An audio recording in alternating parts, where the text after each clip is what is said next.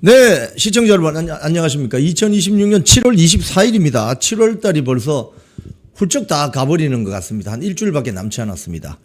장마가 곧 이제 끝이 날 것 같은데 이제 폭염이 예상됩니다. 여러분들 건강 잘 챙기시기 바랍니다.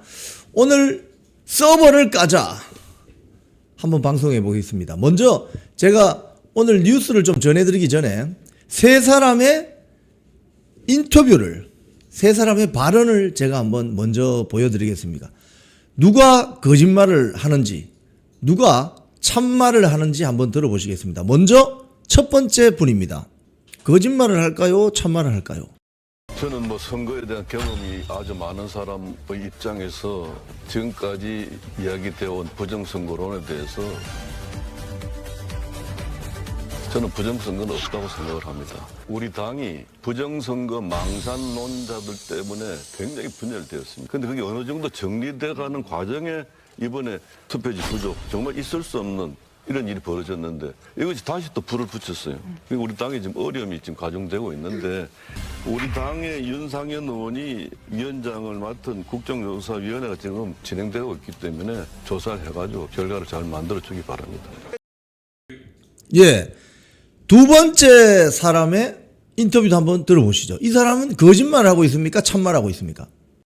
진짜 아니 그분이 선거를 많이 치렀잖아요. 예. 국회의원 선거도 치르고 도지사 선거도 치르고 대통령 선거를 치른 사람이 부정선거가 있다고 믿는다면은 그분의 지능을 의심해야 되고 알면서도 그렇게 하면은 양심을 의심해야 되지. 예. 지능을 의심해야 된다. 지능을 의심해야 된다. 부정선거가 있다고 믿으면 지능을 의심해야 된다. 이렇게 조갑재 위원이 이야기를 하는군요. 두 사람 다 참말입니까? 거짓말입니까? 김무성, 조갑재. 이 사람들이 거짓말을 하고 있다 생각하면 여러분 2번을 눌러주시기 바랍니다. 댓글 릴레이. 처음부터 댓글 릴레이 들어갑니다. 조갑재, 김무성이 거짓말을 하는 것 같다. 이러면 2번을 댓글로 올려주시기 바랍니다. 새빨간 거짓말. 자, 그러면 이번에 보여드릴 분의 인터뷰를 한 번 더 들어보시기 바랍니다. 이분이 거짓말을 했습니까? 참말을 했습니까? 한번 들어보시겠습니다. 선관위도 자신들이 직접 데이터를 조작한 일이 없다는 변명만 되풀이할 뿐이었습니다. 선거관리위원회를 비롯한 정부 기관에 대해 북한의 해킹 공격이 있었습니다. 국가정보원이 이를 발견하고 점검하고자 했습니다. 그러나 선거관리위원회는 완강히 거부하였습니다. 국정원 직원이 해커로서 해킹을 시도하자 얼마든지 데이터 조작이 가능하였고 방화벽도 사실상 없는 것이나 마찬가지였습니다. 민주주의의 핵심인 선거를 관리하는 전산 시스템이 이렇게 엉터리인데 어떻게 국민들이 선거 결과를 신뢰할 수 있겠습니까? 여러분, 윤석열 전 대통령의 말이 참말입니까? 거짓말입니까? 윤석열 대통령의 이 발언이 참말이다 생각하면 또 2번 릴레이 해주세요. 윤석열 전 대통령 말이 옳았다 라고 생각하시면 2번을 댓글로 올려주시기 바랍니다. 지금 한 1000여 명 넘게 들어오셨는데 윤석열 대통령 말이 참말이었다. 2번. 한 1100명 계속 지금 들어오고 계신데 들어오시는 분마다 다 2번 올려줘 보세요. 윤석열 대통령 말이 참말이죠.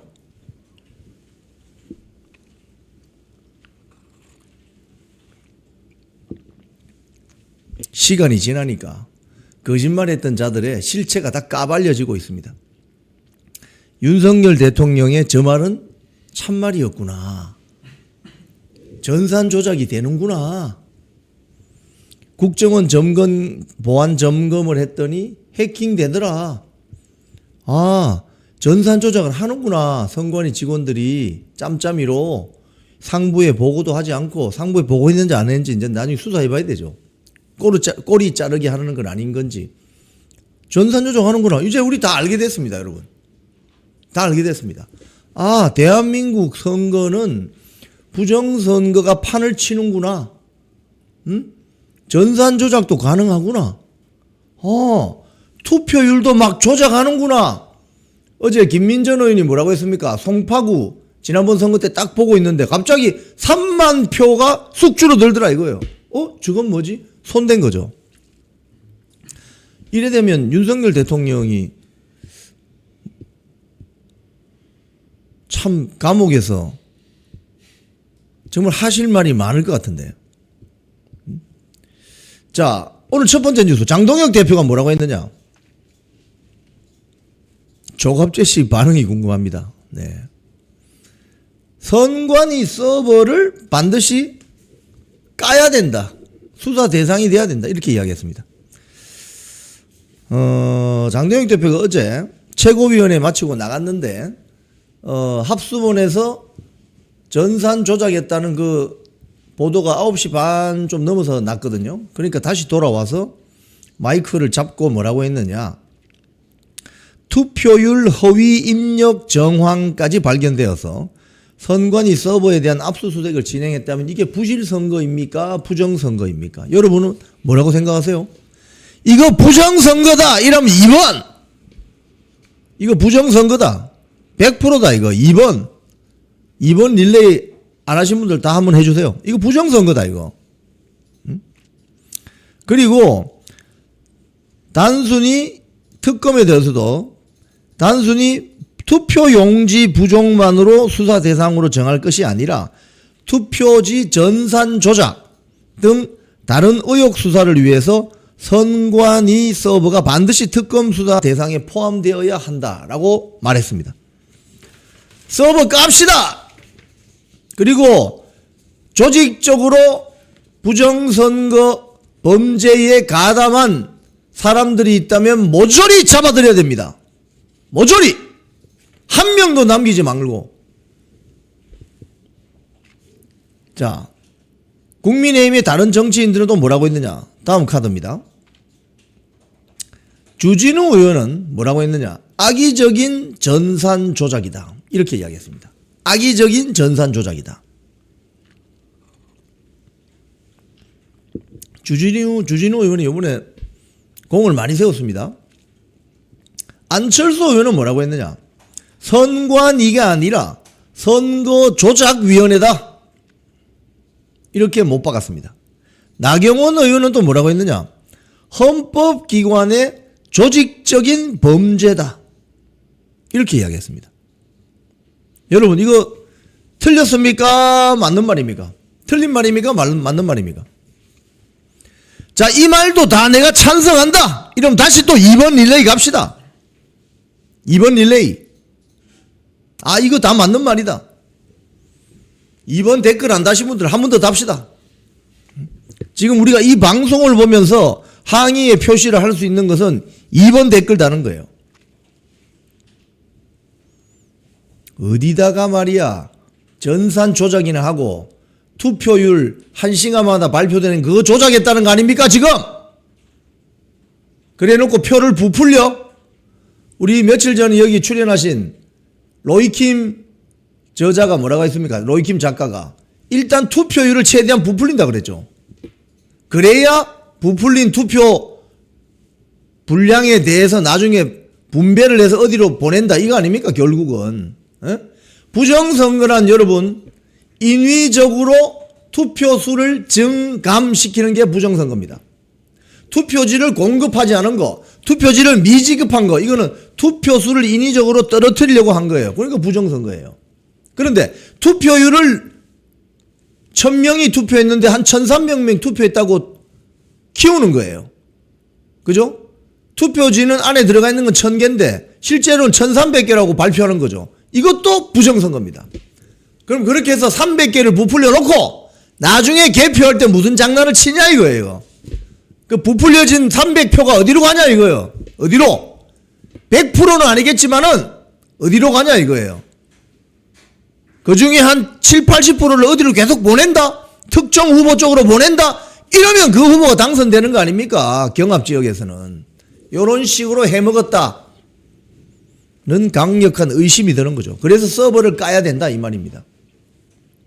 이제 거의 10년 만에 그동안 많은 사람들이 고생을 해서 이 의혹을 제기를 했는데 이제 거의 10년 만에 꼬리가 잡혔고 몸통이 드러나게 될 지경입니다. 완전히 새로운 국면이 열리게 됐습니다. 자, 민주당 국조특위위원도 이렇게 이야기했습니다. 다음 카드 뉴스. 민주당의 분위기를 알 수 있죠. 민주당의 선관위 국조특위위원이 이렇게 이야기했다고 합니다. 중앙일보 보도된 내용입니다. 부정선거를 더 이상 음모론으로 치부 못한다. 정확히 제가 읽어드릴까요? 그동안 부정선거를 음모론으로 치부할 수 있었지만 선관위의 압수수색까지 들어간 이상 그럴 수 없게 되었다. 아, 이제 부정선거인지 이제 인정하는 모양이지. 응? 향후 국민의힘과 특검 수사 범위를 협상할 때 상당한 영향을 미칠 것 같다. 아, 이제 드디어 부정선거 인정할 자세가 된 모양이죠. 자, 오늘 조선일보, 중앙일보, 동아일보, 조중동 사설의 내용이 어떻게 나왔느냐. 다음 카드 뉴스. 조중동 사설이 일제히 포문을 열고 아이고 막차라도 타야 되겠다. 부정선거 이거 확인되는 순간이네. 이거 막차라도 타자. 그동안은 부정선거 이야기하면 지능 떨어지는 망상 환자들, 음모론자들이라고 프로파간다를 했는데 어이쿠 큰일 났네. 막차라도 타자. 조중동이 일제히 선관위를 비판하는 사설을 게재했습니다.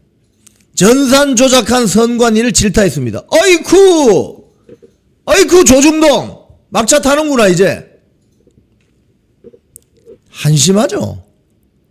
국민들이 어떤 의혹이 있다고 하면 언론사는 탐사 보도를 해서라도 찾아내야 되는 겁니다. 그런 노력 했습니까?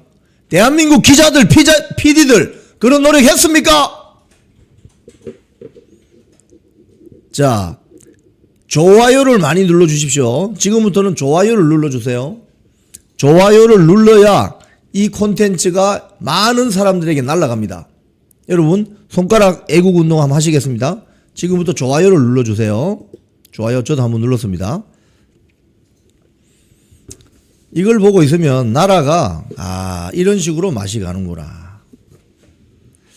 그동안 사실은 어제 이제 회복이 되고 있는 민경욱 전 의원, 김미영 BON 뉴스 대표, 그리고 등등 여러분들이 이 부정선거 의혹을 규명하기 위해서 지난 10년 동안 거의 뭐라고 할까요? 조갑제의 말처럼 지능이 떨어지는 사람, 망상 환자 이런 취급을 받으면서 힘들게 싸워왔습니다. 그런데 이번에 올공 사태가 터지면서 결국은 보세요. 꼬리 잡히고 몸통까지 이제 잡히게 됐습니다. 전산 조작을 하는구나. 그러니까 선관위가 1시간마다 발표한다는 그 투표율을 다 그거 조작할 수 있구나. 갖고 놀았구나, 국민을. 국민을 갖고 놀았구나! 이자들이 싸그리 다 잡아넣어야 됩니다. 자, 이 대목에서 윤석열 전 대통령의 언급, 부정선거에 대한 언급 다시 한번 동영상으로 한번 보시겠습니다. 뭐라고 하셨는지.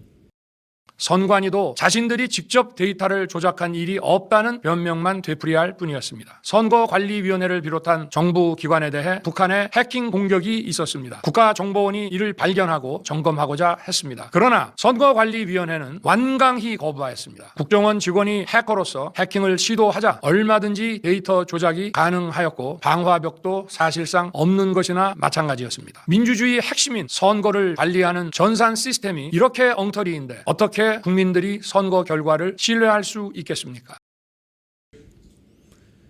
윤석열 대통령 말이 맞죠? 맞았죠. 결국은. 지금 감옥에 수감 중이신 윤석열 전 대통령의 말이 맞았습니다. 억장이 무너집니다. 참. 거짓말했던 사람들 인터뷰한 것도 다시 한번 들어볼까요? 지능이 떨어진다는? 한번 들어보시죠. 진짜 아니 그분이 선거를 많이 치렀잖아요. 예. 국회의원 선거도 치르고 도지사 선거도 치르고 대통령 선거를 치른 사람이 부정선거가 있다고 믿는다면은 그분의 지능을 의심해야 되고 알면서도 그렇게 하면은 양심을 의심해야 되지. 본인의 지능을 좀 의심해 보시기 바랍니다. 그리고 한 분 더 있죠. 김무성. 저는 뭐 선거에 대한 경험이 아주 많은 사람의 입장에서 지금까지 이야기되어 온 부정선거론에 대해서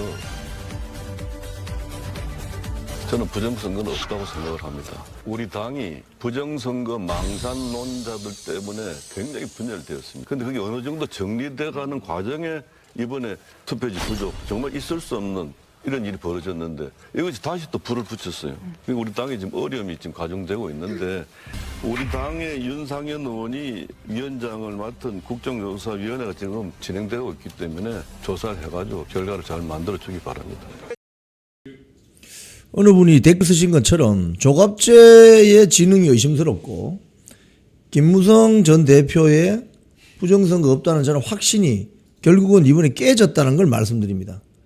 윤석열 대통령, 지금 감옥에 계신 윤석열 대통령 말이 맞았다. 시간이 흘렀지만 진실은 밝혀지게 돼 있다. 그 말씀을 드립니다. 자, 권영진, 대안과 미래 권영진이 어제 국회에서 난동을 부렸습니다. 뭐라고 했느냐? 뭐야 이 XX야 이리 와 라고 했다고 합니다. 뭐야? 자, 국민의힘 상임위원회 배분을 놓고 어제 상임위원장들하고 상임위 간사들이 다 정해졌어요. 저도 어제 그 저녁 식사 약속이 있어서 이 국회 앞을 지나가는데 상임위 간사로 선발된 분들을 만나서 잠시 인사도 하고 그랬습니다. 자, 어제 이 권영진은 행정안전위원회 간사로 배정된 권영진 의원, 행안위 간사입니다. 행안위 간사가 얼마나 중요한데? 왜요? 여기 경찰청이 있잖아요. 국수본 있잖아요. 앞으로 저 중소청, 공소청 뭐 등등 행안위가 엄청나게 세집니다. 근데 여기에 간사로 배정된 재선 권영진 의원이 국회 본청 원내대표실, 국회의사당 그 딱 들어가면은 오른편으로 가면은 야당, 왼편으로 가면 여당입니다. 거기 오른편 안으로 쭉 들어가면 원내대표실이 있거든요. 원내대표실을 가가지고 정보위원회로 재배치해 달라고 요구했다고 합니다. 정보위원회는 국정원 등등. 이 과정에서 정점식 원내대표에게 뭐야 야 하면서 이리 와 라는 등 고성과 반말, 욕설이 오간 것으로 전해졌습니다. 그러면서 이 동아일보 보도입니다. 내가 전에는 양보하지 않았냐. 행안위 간사 안 한다고. 그러니까 정점식 원내대표가 야, 그렇다고 원내대표 멱살을 잡는 사람이 어디 있냐. 폭행이 두려워서 같이 못 있겠으니 나가라. 권영진 멱살을 10번이라도 잡는다. 다 마음대로 하지 않느냐. 이렇게 되어서 옆에 있던 의원들이 말렸다고 합니다. 재경위에 배치된 재선 강민국 의원도, 강민국은 저 진주 같은데요. 의총에서, 이건 의총에서 공개된 자리입니다. 김승수 원내 운영 수석 부대표에게 강하게 항의한 것으로 알려졌다. 뭐 이건 할 수 있죠. 근데 권영진의 난동질은 용납할 수가 없는 거죠. 국회 선진화법으로 뭐 안 되나 저거. 한번 법률 검토를 받아봐야 될 것 같은데요. 권영진의 난동. 뭐야 이 XX야 이리 와. 국회 선진화법 없나? 뭐 저런 건 뭐 법적으로 제재할 방법이 없나요? 여러분 권영진의 그동안 행태에 대해서 아시죠? 대안과 미래, 부산의 이성권, 대구의 권영진. 사사건건 지도부 흔들어대고 장동혁 지도부 비판하고 대놓고 해당 행위성 발언을 했습니다. 이거는 엄벌을 해야 됩니다. 엄벌. 자, 그런데 다음 카드 뉴스.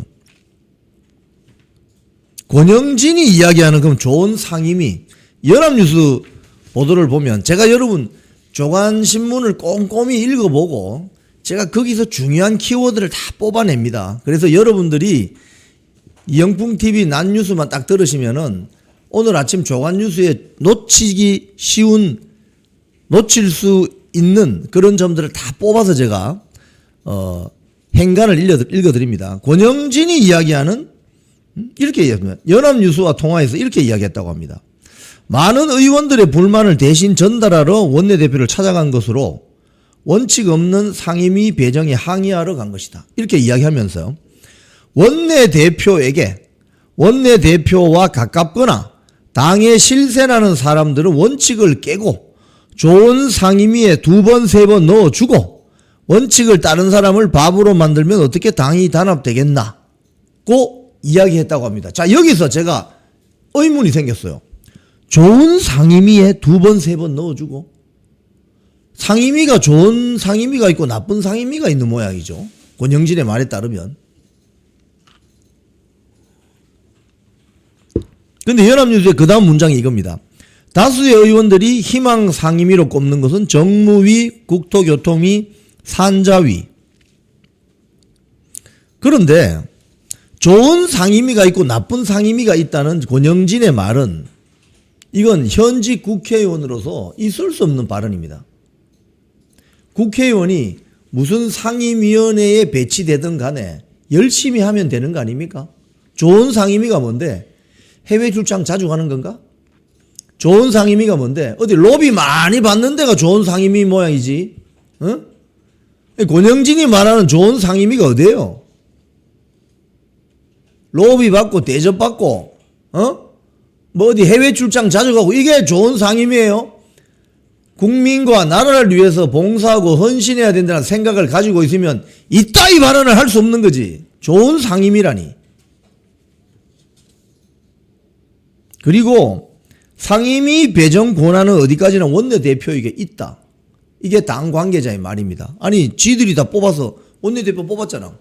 국민의힘은 원내대표를 배치들이 다 모여서 뽑잖아요. 민주당은 대의원도 들어가지만 지들이 뽑아놓고 그 원내대표한테 가서 멱살 잡고 야 이 XX야 이리 와 라고 하는 저자는 뭐냐는 거예요. 저자는 형편없는 저런 사람들은 앞으로 2년 뒤에 2028년 총선 공천 배제 명단 1번 빠따로 올려주기 바랍니다. 1번으로 올려주기 바랍니다. 좋은 상임위 좋아하시고 있네. 그럼 좋은 상임위 가서 폼 잡고 어깨 뽕 들어가면 좋고 나쁜 상임위 가서 빌빌거리면은 그건 뭐 별로 폼이 안 난다 이 소리 아니에요. 저 소리가. 좋은 상임위란 말을 어떻게 하냐고 저게. 그래서 여러분 지금 힘들고 고난의 행군이지만 이런 세력들을 청소하기 위해서는 현실적으로 대안을 찾아야 됩니다. 장동혁 지도부를 계속 지지해주는 쪽으로 현실적인 힘을 모아 나가는 수밖에 없다. 대안이 있냐 지금? 대안 없습니다. 여러분. 자, 다음 카드 뉴스 올려보세요. 어제 이재명이 KBS 여의도 별관에 와서 무슨 부동산 토론회를 했는데 거기에서 뭐라고 했느냐? 보유세 선진국 수준으로 보유세 3배 올리면 폭동 날 거다. 정확한 워딩입니다.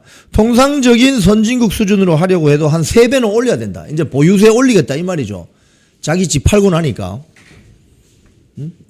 근저당 17억을 해주고 집 팔았잖아요. 일단은 하고 나니까 3배 올리면 아마 폭동 비슷한 상황이 벌어지지 않겠냐. 여기에 대해서 나경원 의원이 직격을 했습니다. 뭐라고 했느냐. 이재명 집 팔자마자 보유세 3배 우는 징벌적 보유세 선전포고다. 본인 집을 팔아치우자마자 국민을 향해 보유세 3배를 들먹이는 이중성의 할 말을 잃는다. 이재명이 무주택자가 되자마자 집을 가진 사람들은 죄인이 되었고 징벌적 보유세를 선전포고한 것이다. 국민에게는 잔혹한 대출 금지와 징벌적 세금을 원하지 않아도 강제로 수용하게 만들었으면서 본인은 29억 원짜리 분당 아파트를 팔기 위해서 규제를 비웃으면서 매수인에게 17억 7천만 원을 직접 대출해주는 외상거래 꼼수를 부렸다. 징벌적 보유세다. 나경원 의원의 말입니다. 유시민이 이재명을 또 직격했습니다. 뭐라고 했느냐? 이재명의 1년 방식, 다음 카드 뉴스입니다. 진영을 혼돈에 몰아넣을 것이다. 아주 대놓고 그냥 정확한 워딩 읽어드릴게요. 대통령이 지난 1년간 해온 방식으로는 진영을 혼돈에 몰아넣고 스스로 성공 못할 수도 있다. 대통령이 너무 정치적으로 위험한 길로 가고 있다고 판단한다. 대통령이 당대표가 부하가 아닌 것을 인정하고 직업 공무원과 호흡을 맞춰서 하듯이 하면 아무 문제 없을 것이라고 내다봤다. 유시민의 말입니다. 이 유시민의 이 말을 보니 윤석열 대통령이 용산에 있을 때 한동훈 일파들이 이야기 잘한 수평적 당정 관계론, 이 말이 떠오르는군요. 그러다가 망해버렸잖아요. 그런데 유시민이는 원외도 아니고 그냥 밖에 있는 사람입니다. 그런데 당시 국민의힘 한동훈은 당대표였죠. 그러니까 이게 안에서 망하는 거예요. 안에서. 지금 8.17 민주당 전당대회를 앞두고 유시민은 아마도 정청래를 미는 것 같아요. 그렇죠? 그래서 이재명을 마구 흔들어댑니다. 네. 자, 다음 카드 뉴스. 오세훈 서울시장 벌금 1,000만 원. 제가 어제 여러분 상세하게 설명드린 것처럼 재판부가 이렇게 판단한 거예요. 비록 오세훈 측은 항소심에서 다투어서 무죄를 받아내겠다고 주장을 하는데 그 내용을 자세히 보면 이렇습니다. 당시 서울시장 경선에서 나경원 의원이 초반에 지지율이 잘 나왔다 이거예요. 오세훈을 앞서는. 어제 제가 그 지지율 여론조사 결과 몇 개 보여드렸죠. 그러니까 나경원을 이기는 여론조사 가져와라. 그걸 재판부가 인정한 겁니다.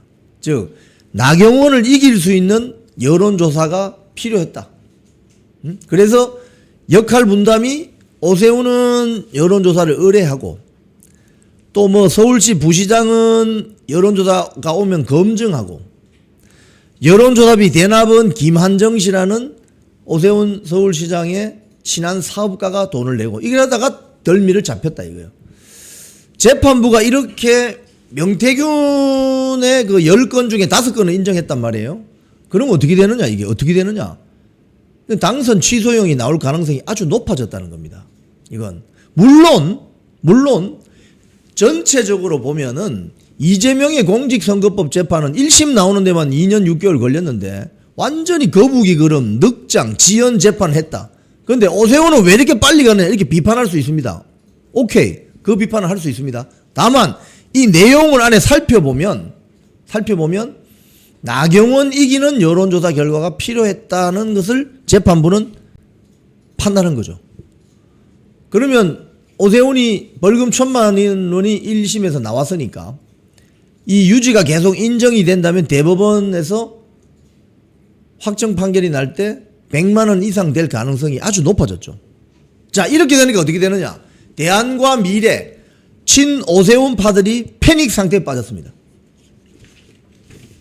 오세훈을 차기 대선에 유력한 국민의힘 후보 중 한 명으로 밀고 있다가 이렇게 되면 어차피 내년 초면 이 3심까지 나올 거란 말이에요. 결과가. 그래서 벌금 100만 원 이상이 나왔다. 그러면 어떻게 됩니까?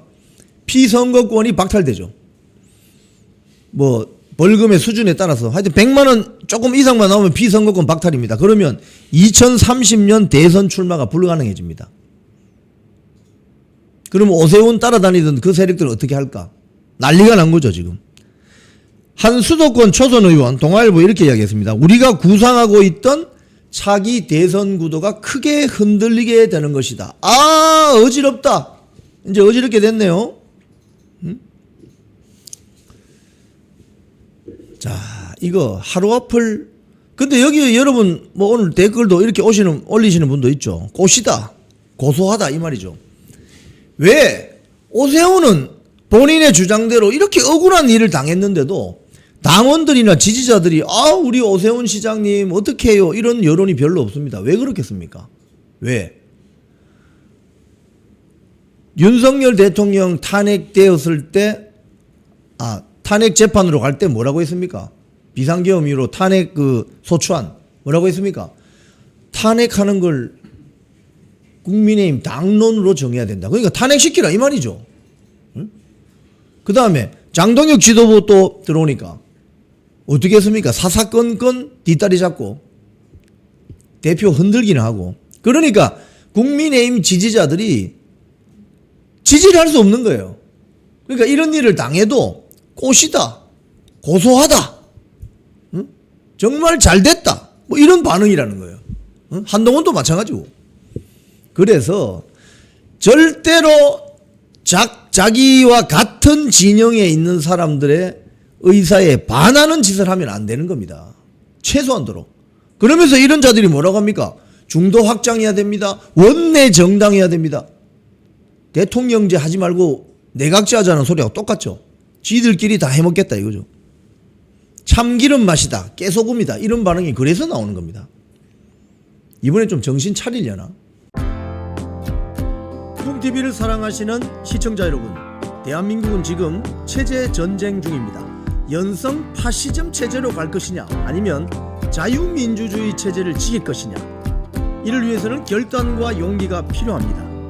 민주당의 정보통신망법이 통과되어서 오는 7월부터 시행이 됩니다. 이렇게 되면 언론 자유 훼손은 물론이고 자유우파 유튜버들의 산업 생태계에 심각한 지장이 예상됩니다. 여러분, 어떻게 해야 되겠습니까?